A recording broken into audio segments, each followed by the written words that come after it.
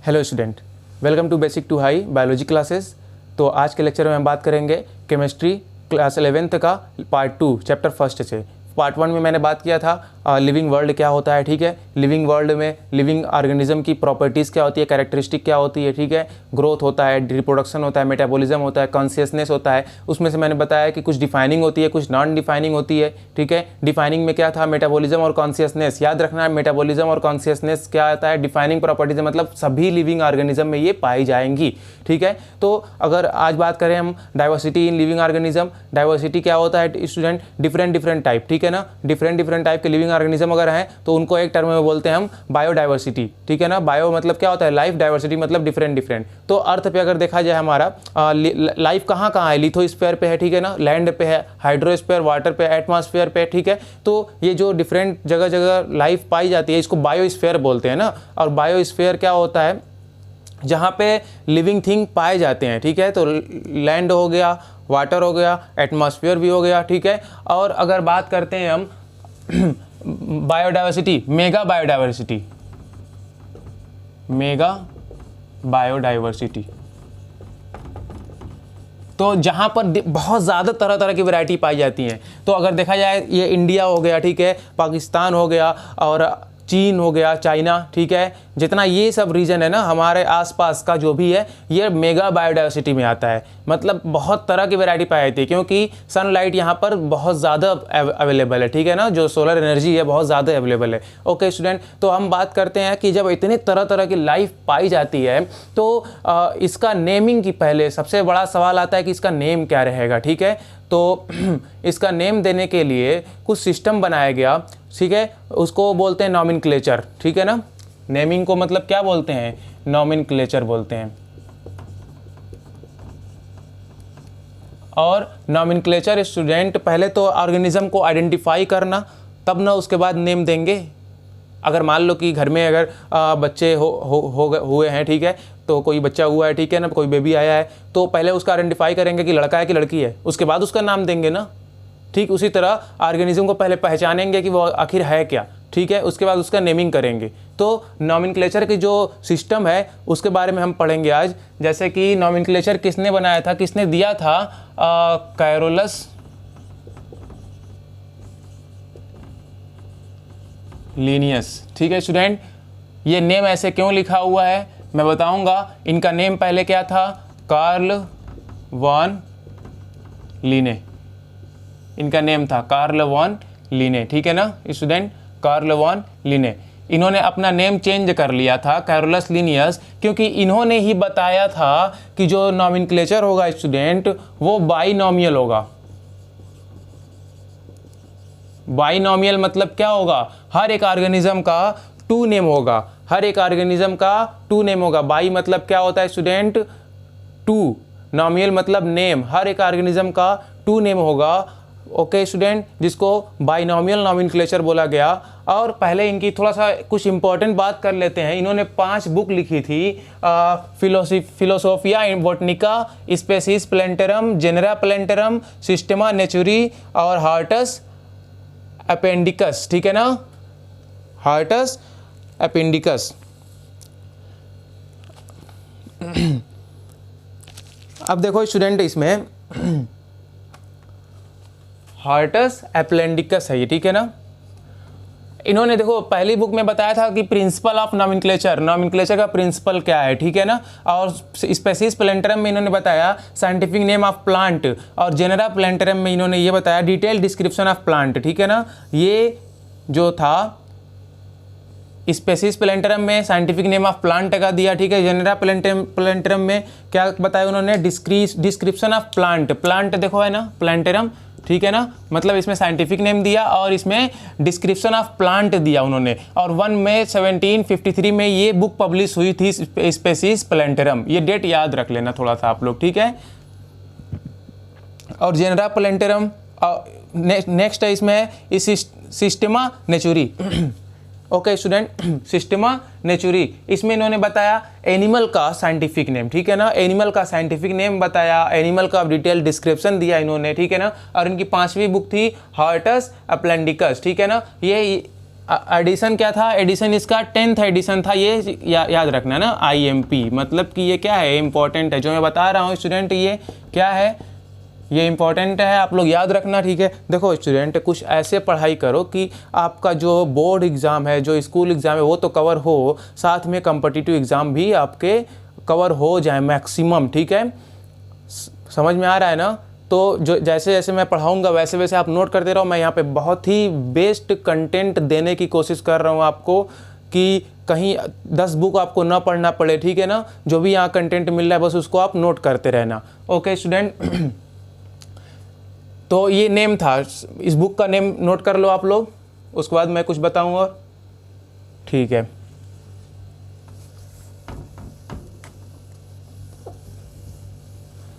चलते हैं नॉमेनक्लेचर के बारे में और डिटेल में, ठीक है स्टूडेंट।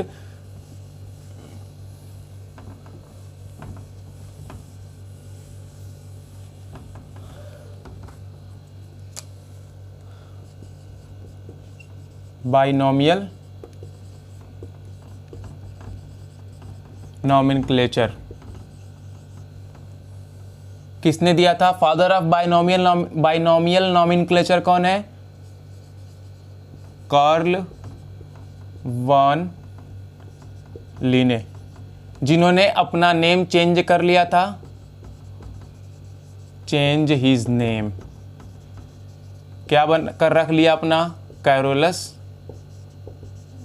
लीनियस, ठीक है ना। कैरोलस लीनियस नेम उन्होंने अपना रख लिया था स्टूडेंट।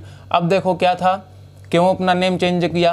क्योंकि हर एक ऑर्गेनिज्म का 2 नेम होना चाहिए। अब नेम क्यों रखा गया? क्योंकि जो लोकल नेम होता है स्टूडेंट डिफरेंट टाइप का होता है। जैसे मैं बोलूँ प्याज, आप लोग बोलो कांदा, ठीक है ना।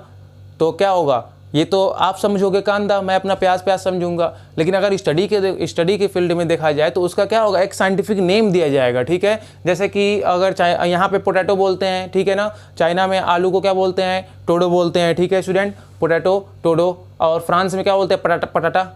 तो सबने कहा कि नहीं, ऐसा नहीं चलेगा, एक नेम होगा और वही यूनिवर्सल एक्सेप्ट किया जाएगा, हर एक जगह वही चलेगा। मतलब कि अगर स्टडी के फील्ड में अगर हमको देखा जाए तो, ठीक है। बाकी तो चीज़ें हम लोकल नेम से ही एडजस्ट करते हैं, ठीक है। लेकिन जब पढ़ाई करना होता है, रिसर्च उस पर करना होता है, तो उस पर क्या होता है, हमें एक साइंटिफिक नेम चाहिए, ठीक है।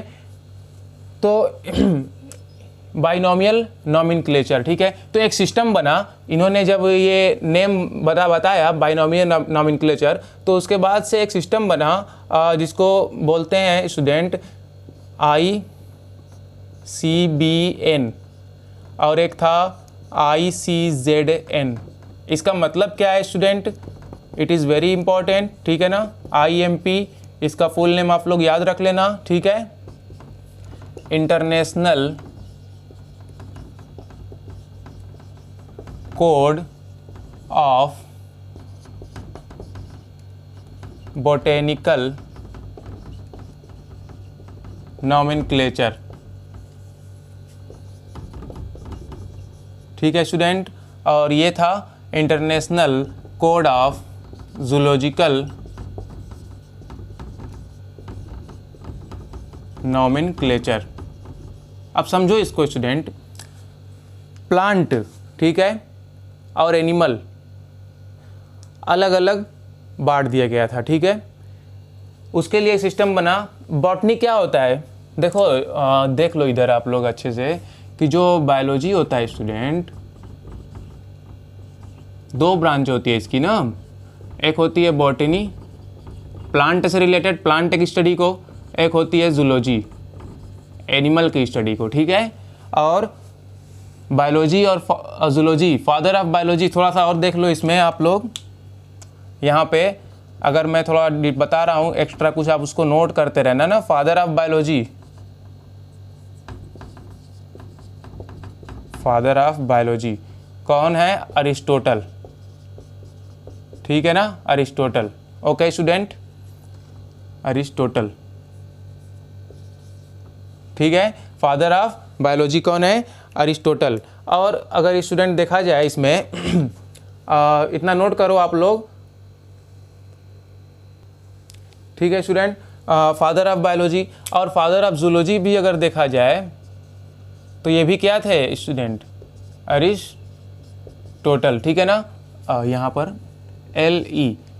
और देखो father of biology, father of zoology दोनों यही थे, मतलब कि इन्होंने क्या किया, बायोलॉजी इनको बोला जाता है फादर क्यों, क्योंकि इन्होंने एनिमल और प्लांट को अलग अलग बांट दिया था, ठीक है, दो कैटेगरी। यह एक नेचुरलिस्ट थे, ठीक है ना, नेचुरलिस्ट थे, प्राकृतिक विज्ञान साइंटिस्ट थे, ठीक है ना, प्राकृतिक को समझने वाले। तो उन्होंने देखा कि कुछ एनिमल है, प्लांट है, तो बांट दिया था, ठीक है। बायोलॉजिकल क्लासिफिकेशन में और थोड़ा डिटेल में पढ़ेंगे। तो और इनके एक शागिर्द थे, मतलब कि इनके हर एक गुरु होता है तो उसका एक चेला भी होता है, ठीक है स्टूडेंट, तो बहुत अच्छा जो होता है पढ़ने में। एक थे थियोफ्रेस्टस।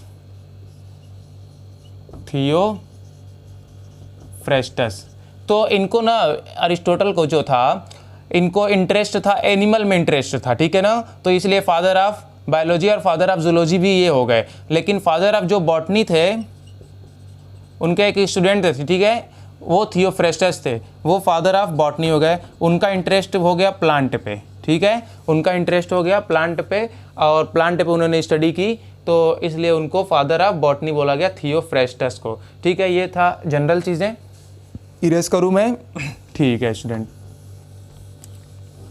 अब बात करते हैं नॉमेनक्लेचर की, ठीक है, ये नेम आप नोट कर लिए, ठीक है। तो जो बाइनोमियल नॉमेनक्लेचर था स्टूडेंट, इसमें टू नेम सिस्टम बोलते हैं इसको, टू नेम सिस्टम।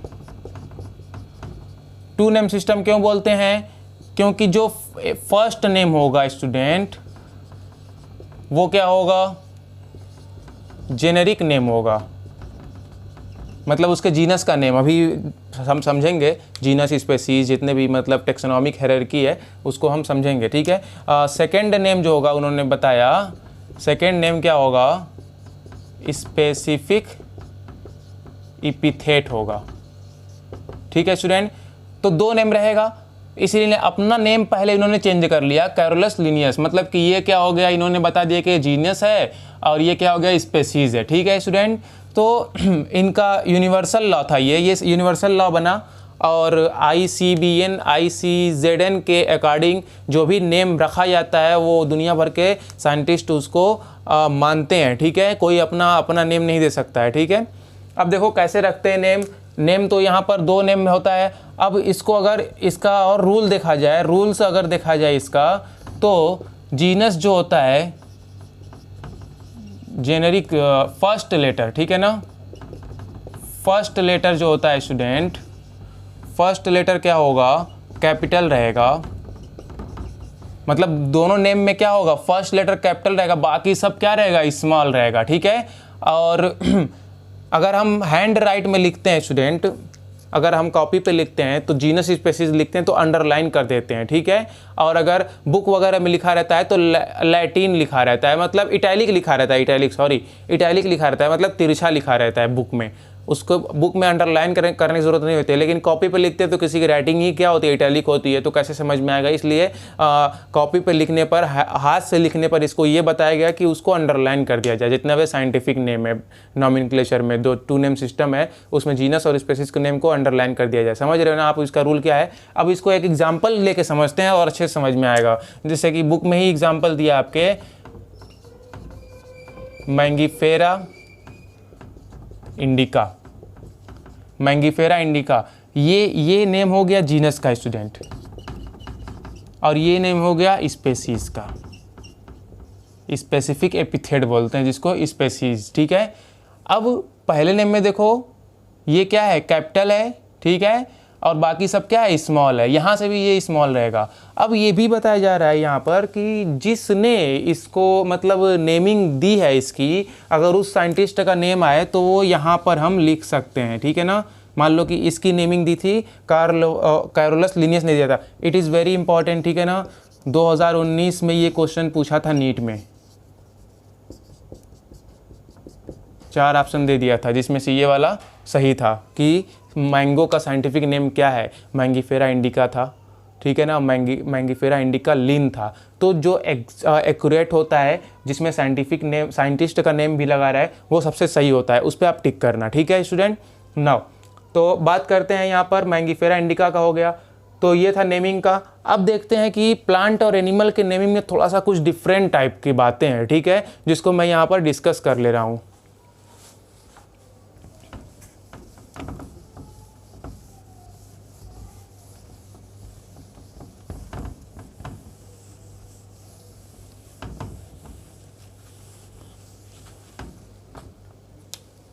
जैसे मैं अगर कहूँ कि प्लांट का जो नेम होता है उसमें टाटोनिम्स नहीं होता है, ठीक है ना, अभी बता रहा हूँ कि। और एनिमल का जो नेम होता है उसमें टाटोनिम्स होता है। जैसे कि मान लो कि जीनस और स्पेसीज सेम। टाटोनिम्स मतलब होता है student generic name and species name are same. लेकिन ये प्लांट में नहीं होता, एनिमल में होता है। जैसे प्लांट में ये चीज़ नहीं हो सकता है, ठीक है ना, मैंगीफेरा ये नहीं हो सकता है, ठीक है ना, दोनों नेम सेम नहीं हो सकता है कभी भी प्लांट में। लेकिन एनिमल में देखा जाए नाजा मतलब मत जा, ठीक है। नाजा क्या है, कोबरा का जो इंडियन कोबरा है ना उसका नेम क्या है, नाजा, ठीक है। देखो टाटोनिम से पाई जा रही है, यहाँ पर क्या है, ये जीनस है, ये स्पेसीज है, दोनों नाम सेम है। और एक हो गया रैटस चूहा का, ठीक है ना, रैट का हो गया। तो यहाँ पर भी ये क्या है, नेम दोनों क्या है स्टूडेंट, सेम है। तो ये टाटोनिम्स एनिमल में पाई जा रही है और प्लांट में नहीं पाई जा रही है, ठीक है स्टूडेंट। तो यह था नेमिंग सिस्टम, नॉमेनक्लेचर। तो स्टूडेंट अगले लेक्चर में इसके आगे डिस्कस करेंगे हम। आज के लिए इतना ही, आप इसको रिवीजन करो। और स्टूडेंट अगर आपको प्रैक्टिस सीट वगैरह चाहिए, जैसे कि ये लेसन मैं अगर कवर कर लूँ, ठीक है, ख़त्म हो जाए, उसके बाद इस लेसन से कोई भी ऑब्जेक्टिव क्वेश्चन टाइप चाहिए तो आप मुझे मेल कर सकते हो, मैं उस पर आपको मेल कर दूंगा, ठीक है student. Okay, have a good day. और इसी तरह आप अच्छे से पढ़ाई करते रहिए।